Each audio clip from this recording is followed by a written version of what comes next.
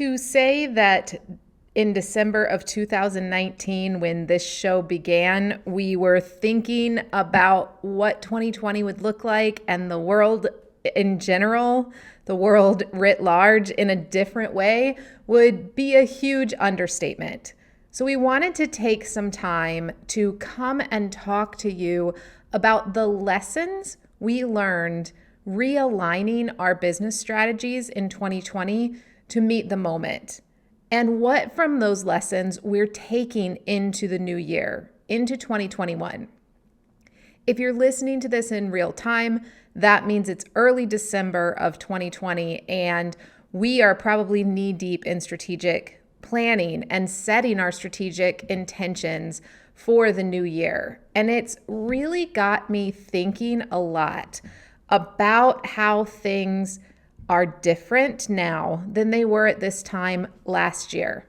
Because at this time last year, we were in one of the biggest, most successful economic moments in America that we've had in a really long time. Now, I know that wasn't distributed equally, but there was a lot going on. There was a lot of optimism economically for many people. There were lots of people starting businesses. The housing market was picking up, right? And we were just starting to hear, maybe a couple weeks after you were listening to this in 2019, we were just starting to hear about this COVID thing in China. And this podcast kicked off. We dropped our first episode on December 19th of 2019. And this moment is so different than I expected it to be 1 year later. And we have made, as a team, so many changes. So I wanted to share with you a little bit about what that's looked like for us, what I have learned this year that I think may be important to you too, and what things from 2020 I really believe need to go into 2021 with us. Because we've talked a lot over the episodes this year about what things are unique to this moment and what are things that go with us into the future. So I want to recap some of that for you. But first, let's take a moment to take a look back. When the first episode of this show launched, we were talking specifically to local rock stars. I had in my mind that local business was the direction that we would be heading versus working with influencers and online brands. And I had that in my head because there's such a need in that arena. But early in 2020, not even yet into March when stuff started to happen with COVID, shutdown started to happen with COVID, but early on in 2020, we kind of got hit sideways with an understanding that I was not expecting about how I could scale this vision I had of Do Better Digital faster and more effectively by working with people who were also doing transformational work in the world. And that took me a while to come to, and I resisted it pretty hard. And that's why when this show started, it was focused on local businesses. And you've seen over season 4 how we've shifted that focus a little bit. I want to be super clear that local business is still very important to us, and we want to support local businesses. But when I look at what resources we have to make the world a kinder place, which is what I believe I am here to do, I feel like right now, using my resources with other businesses that are also trying to transform the world is a better way to use them. So in episode 1 of this show, we talked about community-based businesses and what that means. And we still work with community-based businesses every day. But what community-based means to us has evolved beyond the local in-person community to larger community, well, not always larger, to communities that could be in lots of different locations. Because some of our small I don't want to say small businesses, some of our local businesses were and have been and are larger, more successful in terms of traditional success companies than some of the online businesses that we work with. They had big audiences and have continued to have big audiences.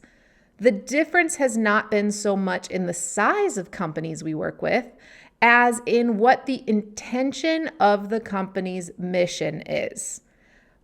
And that's been a pretty cool thing to articulate. It's been an interesting shift for us. And it really aligns with what we said in like the second or third episode of the show last year, which is we're playing for purpose, not points. I am here to make a difference in the world over the long term. And yes, it's very important that we make money doing it because money equals more opportunity to make the world a better place. And in this moment, I believe that the best way for me to show up and serve a movement towards a kinder, more equitable, more liberated world is to help visionary women and women identifying folks who are leading businesses doing transformational work to spread their message wider. And so since about February, we've been seeing that shift happen in our business. Now, you might have noticed if you've checked out one of our websites that our websites have not caught up, but we've been working over the last couple of months and have a new website that's coming out for you just in a few weeks that really articulates this vision. And that brings me to the point of explaining all of this to you is one of the things that we learned in 2020 is that when you take away what is easy and make it not as available, sometimes what is left is what's right. Working with local businesses, getting clients local that were in the local business realm was always super easy for me. I had more people wanting to work with me than I had spots to put them in. That's a great place to be. Making this shift to working with a different type of person requires me to expand. It requires our team to expand. It requires me to ask people to work with us, which is something that, believe it or not, I haven't done in years. But it's also kind of exciting. It's exciting to be able to look at someone and say, I can help you expand your mission. I believe what you believe. When you take away what is easy, sometimes you're left with what is right. That's one of the most important things that I'm taking from 2020 into 2021. And with that in mind, I've been thinking a lot about Adrienne Maree Brown's conversation in Emergent Strategy about strategic intentions versus strategic plans. Now, you'll hear me talk a lot about strategic planning because that's the business term that people know and understand. But this year has really proven and driven home to me how important it is that we use our focus time, whether we're doing it at the end of the year or some other time, that we use our focus planning time to think about the intentions about what we want to bring into the world or do more, better, or different in our businesses, not making really concrete plans. Because if 2020 has taught us anything, it's that concrete plans sometimes fall apart in really painful ways. Whereas intentions are flexible and fluid. And I'm not saying that we shouldn't plan at all. Please do not mistake me. Y'all know probably at this point how much I love planning. But there are 3 areas where this idea of intentions instead of plans has really played out beautifully for me this year, and why this topic has really been on my mind as we come into the end of the year. The first one is understanding at the end of last year that we were here to go deep instead of wide. Now, the way that this looks has ended up very different. At the end of 2019, when we did our strategic planning, my intention was to get 20,000 people on my email list and sell a bunch of people to go through the local Rockstar program and do a whole bunch of speaking in 2020. I wanted to travel all over the country because my kids were finally starting to get old enough that it made travel a possibility to me again, and I wanted to be on big stages. But I knew that the purpose, the intention of doing this was to go deep about this do better digital way of being, not going wide to everyone who possibly wanted to do digital marketing. I thought that local Rockstar and speaking were going to be the way that I was going to spread this message, and they were going to be the way that this weird way of doing marketing that I have been developing was going to get out into the world in a bigger way. And instead, 2020 said no, and we had lockdowns and canceled events all over the place, and everybody and their brother and their mother and their sister started selling online courses about digital marketing. And I did not, first, speaking was canceled, right? We've talked about that in previous episodes. And speaking went online and it changed. And then I didn't feel right trying to get local businesses that were stressed all over the place engaged in an online training program that was really about long-term sustainable strategies, especially when there was so much noise out in the industry. I just didn't want to jump into that. So we pulled Local Rockstar all together and did not run a series of Local Rockstar at all last year, actually. We just finished up the one that we started in 2019, but we did not start a new one.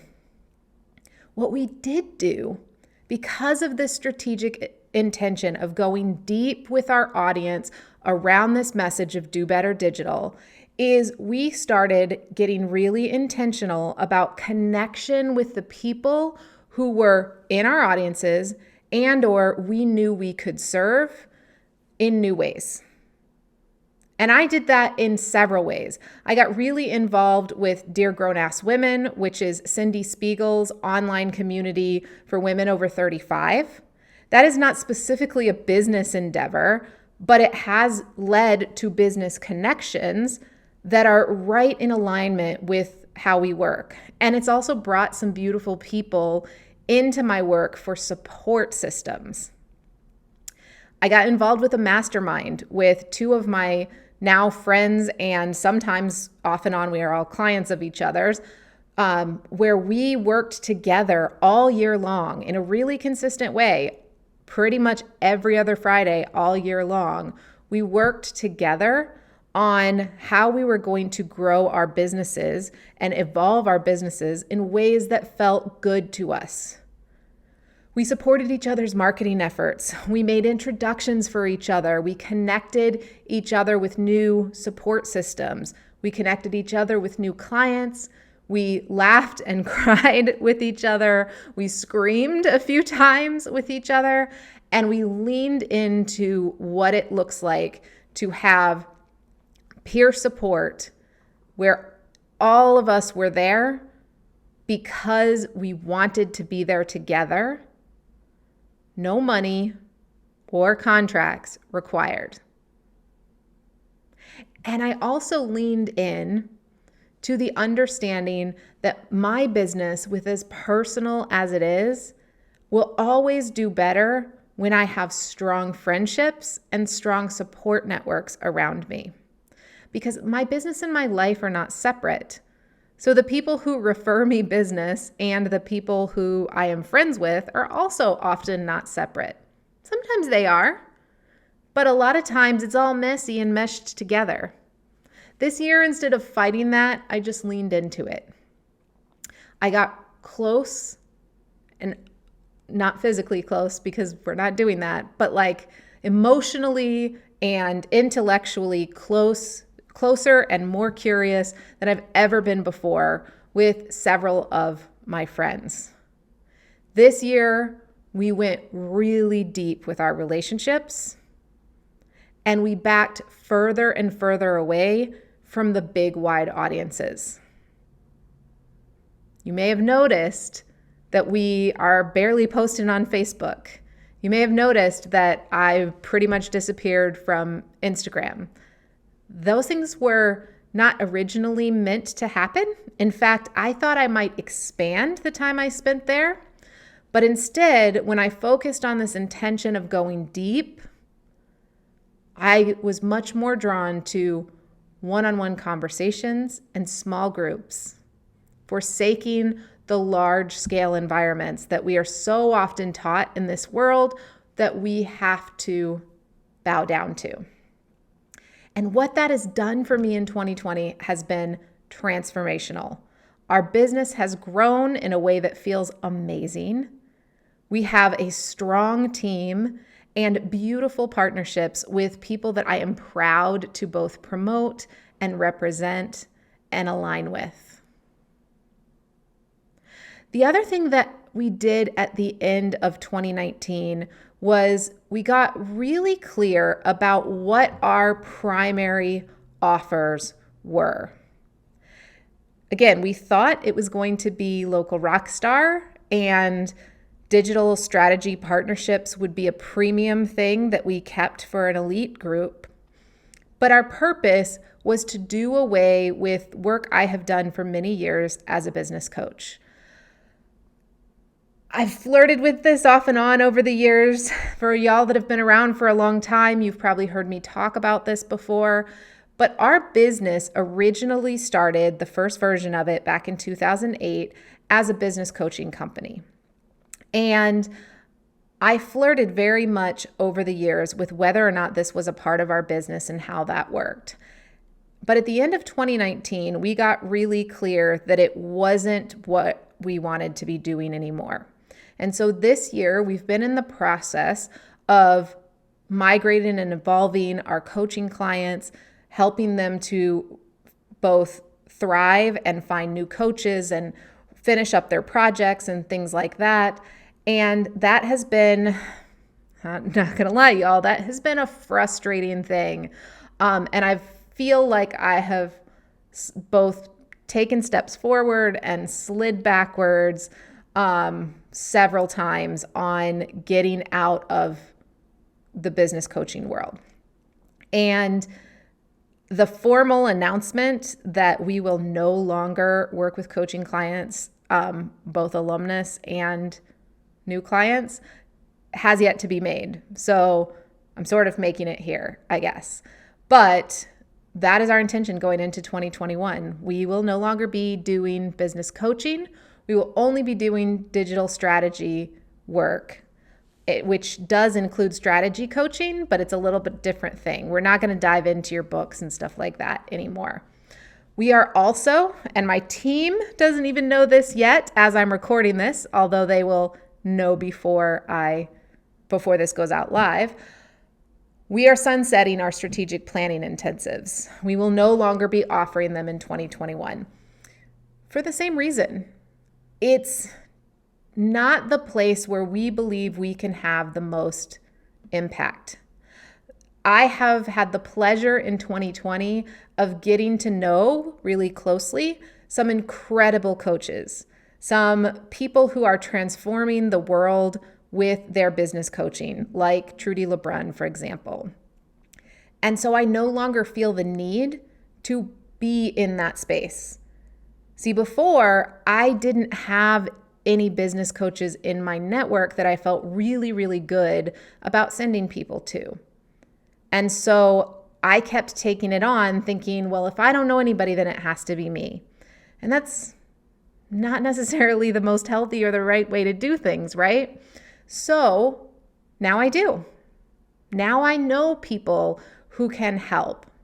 And so in 2021, one of the lessons from 2020 that we're taking into the new year is to only do the thing that I believe we are uniquely situated in the world to do.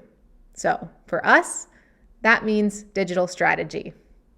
And strategic planning, as much as I love it and as much as I have helped so many people and as like close to my heart as it is, strategic planning takes so much of my time and attention away from our primary work twice a year that it isn't fair to my team at this point, and it isn't fair to the people who we could potentially serve to keep getting distracted by that. So in the future, I will probably have some episodes or at least some resources on our website about where you can get that support from people that I really trust. So that has opened the door for me, as I'm a little nervous about saying it, I have to say, that has opened the door for me to think about how we can grow the core of our business, the digital strategy work, even more next year, because I'm taking my eyes and putting them both all on the same thing, right? And I share this with you because I know that sometimes I come across as having it all together and not being scattered and being really focused. And I like coming across that way. It makes me feel safe. But for at least 5 years now, I've been really torn of this two directions that we've been breaking in. And if you've been around for a while, you know I've gone back and forth about my thinkings on this. But the truth is, this year we got really clear. Again, going back to that original lesson, as we took away what was easy, we started to see what was right for us. And taking away business coaching allows us to focus more on what is right for us. So although it scares me a little bit, I'm also really excited about it. Then, I think the other thing about this is that it is really about doing only what I love to do and getting to the point where my team can do only what they love to do. See, I think I kept getting pulled back into business coaching because people kept telling me how much it impacted them and how much it helped them. But it takes a whole lot out of me. And because of that, it kind of shortchanges my team. Coaching is something that I feel good about doing, but really don't love. I love the impact it has at the end of the day, but being in sessions with people day after day after day after day quickly drains me. I am an extreme introvert, you all. I want to take my time with people in less regular doses. And that allows me to show up in my relationships in a stronger way. I also struggle a lot with boundaries when it comes to one-on-one coaching. And yes, I know there are a million coaches I could work with, and there are a million things out in the world that I could do to get support around that if I wanted to. But for me, the right thing is not to try to set better boundaries around my coaching. The right thing for me is to just not do coaching, because I have no problem setting good boundaries around our digital strategy work. We don't have a scope creep problem in our digital strategy work. I don't allow it. And that helps my team feel safe. It impacts our bottom line and means that our profit is safer, and it feels good to do. So sometimes what I want you to take as a lesson out of this is sometimes when you are looking at a problem that you have, it may not be that you need to fix the problem. It may be that you need to let go of the thing that is creating the problem. And in 2020, again, as we have taken away so many things, it's a lot easier, or has been a lot easier for me to see that. So taking away coaching just makes complete sense for us.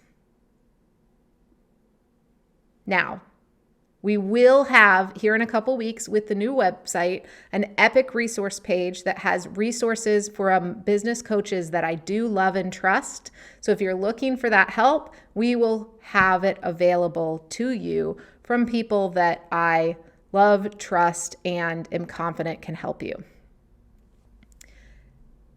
Now, there are a couple other lessons that I want to share with you that I learned in 2020, and one of them has nothing to do with pandemics or social justice movements or elections at all.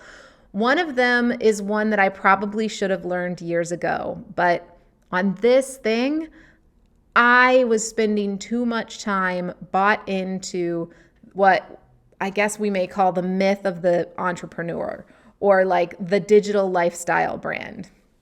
And it's this one. And this one comes from Mike Michalowicz of Profit First and Clockwork fame. Mike Michalowicz said in a workshop that I was in this year and made me perk up. And you ever have one of those that just instantly transforms your thinking? He said that the sacred duty of the entrepreneur is to create jobs. See, everybody else, non-entrepreneurial folks, are the normal people in air quotes. Those of us who start companies, who build businesses, we're the weirdos. And the thing that we can do that no one else can do is create opportunity for other people, create jobs for other people. And in America today, and this one came from Rand Fishkin, by the way, not from Mike, but in America today, we are seeing fewer and fewer entrepreneurs than ever before. And that surprised me as I was looking into this to confirm it, as I was thinking about what Mike said. It surprised me because I live in this bubble where I'm working with entrepreneurs every day. I work with small and micro businesses in the B2B space. So I'm working with owners all the time. And I had forgotten how rare this entrepreneurship thing actually is. So we have a problem in the digital business space of creating this myth of the entrepreneur as a person who creates a lifestyle brand that only serves themselves. Whether it's a digital marketer or a coach or an online training, they create this aura around themselves as creating a brand that is all about them all the time, and them going to the beach and hanging out by the ocean or traveling all over the world or driving the Ferrari or whatever the case may be. And it's created this trickle-down effect of contractors working for ridiculously small amounts of money, of nothing but part-time jobs, because our goal as digital entrepreneurs is to make as much money as possible with as few resources as possible. And that is fucking bullshit. Mike Michalowicz was right. The sacred promise of the entrepreneur is to create jobs and not shitty transactional contractor jobs, y'all. Real jobs. Jobs that people can feed their families from, jobs that help people have a better life, jobs that allow people to work in kinder and more human environments. And in 2020, probably the biggest thing that I have done in my work is full on accepted that my sacred responsibility is to create jobs and opportunities for other people. And that means that it's not about me. That means that it's not Rena, the brand. I am not the brand. I have been talking to my team about this constantly this year because we all come from this digital idea that like build your personal brand, blah, blah, blah, blah, blah, blah, blah, blah. This isn't my business anymore. It's our business. Me and the team. And yes, I am its leader, but it's not about me. Everything that we do is about creating more opportunities for the people around us. It's about creating another job. It's about helping another family thrive by creating a good, kind, fair, equitable job, not some shitty part-time contractor bullshit. All right. So if that is what my sacred duty is, there are a few other things that I have to give up. One of them, which surprises me a whole lot when I look at this year versus last year, is that one of those things is social media, specifically Facebook and Instagram, because I've never really done much on Twitter. And yeah, like for real. Y'all, we talked a couple of weeks ago on my birthday, or I guess it'll be a couple months ago when this comes out in real time, that my theme for 2021 is trust and receiving. And this walking away from social media from a person who pretty much built her business on Facebook, this is an exercise in trust that scares the shit out of me, frankly. But we're doing it because of the same reason that I stopped shopping at Walmart 15 years ago. The state of social media has become so damaging. The state of social media has become so dangerous for the world that I don't feel like I can be a part of it and remain in integrity in our work at this time. I'm not going to tell you that this is going to last forever. I'm not going to tell you that my thinking won't change. But at this moment, we have to take an exercise in trust and walk away from this thing that is not in alignment with our values and that is sucking up time, resources, and attention that could be better used serving in more creative ways. We are very committed as a team here at Genevieve Digital to walking our talk. And so season 5, which will be coming to you, season 5 of this show, which will be coming to you in February, is going to be all about how we as a digital business made that evolution. And y'all, I'm telling you right now, I don't know what all those episodes are going to be about yet. I know some of them, but a lot of it we're going to be figuring out over the next couple of months. Because one of the things that we have always done is created relationships with people through Facebook and Instagram. I have never had a huge following. You can go look at my accounts. They will remain there. I am not going to be monitoring them. I've deleted all the apps and logged out of all the things, but they do remain there. And you can go and look at our accounts and my accounts, and you will notice that there are not thousands and thousands or millions of followers.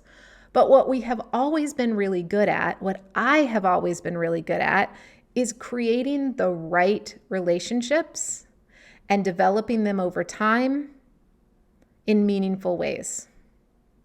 And I did this before social media was a thing in my life and in my work. And I believe that it is time to get back to it. I also believe very much, as we talked about 2 or 3 weeks ago on the show, in using search engine optimization and search engine marketing instead of social media as your digital growth strategy. So we're going to walk our walk. Now, to be super clear, and we'll talk more about this in season 5, I am not putting YouTube in the social media bucket. I am putting it in the SEO bucket. So you will find our podcast on YouTube, and you'll probably see in 2021 many more videos from us on that platform. By doing this, we are creating space to show up in 2021 in some areas that we weren't showing up as much as I wanted to before. Those are team development on our own website, and look for our new website in just a couple of weeks. In marketing strategy leadership with more build out of the Do Better Digital framework, because let's get real, I know what I'm doing here and I know how to do it, but I need to get this down on paper and on video and in instructional how-tos for other people to do it, both for my own team and for things we want to share with the general public. And in order for us to work on those things, we must open up space, which means letting go of things that are not for us or not making us feel good. And those two things for us this year are social media and business coaching. The final thing that we are doing in 2021 that we're actually already well on the path for is we're embracing what I'm thinking of as slow strategies. And I'm thinking of them that way because of my conversation with Naomi Hattaway, where she was talking about a slow campaign. I am embracing that the pace that feels good to me and my team is like 20 steps slower than the pace that most digital agencies want to go. And that works for us. It works for our clients. It helps us to feel good and be better in our lives, but it is very counterculture. So one of these trust and receiving strategies that I am thinking of in 2021, as we turn our attention more and more to developing our team, developing our own websites out in big and exciting ways, and to our Do Better digital strategies, is how can we do those fun, cool things that light us all up while also creating more space for ease and joy and relaxation. Because the world is tough right now, y'all, and I don't see it getting less tough. I think that if 2020 is a moment in time, we also may look back in the future and realize that it was beginning of a time. I don't want to say a tough time, but a beginning of a different time for at least for us here in America. And so I want to continue to create strategies for our clients and our team and our community that honor ease and joy and space in the midst of difficult times. That's where I'm at. And I got to tell you, despite it all this year, it feels pretty awesome. So I'd love to know where you're at, what your strategic intentions are for 2021. And I just got to put it out there because I'm excited about it right now. If you want to work with us in 2021, we are accepting applications for 3 digital partnerships in the first half of the year. We have space for only a few of those types of partnerships each year, and we've decided as a team that we'll be taking on 3 in the first 6 months of 2021. So if you're interested in that, take a look at the show notes and fill out the application, and someone from our team will book you a call. All right, y'all. I hope you enjoy your holiday season, and we'll see you next week.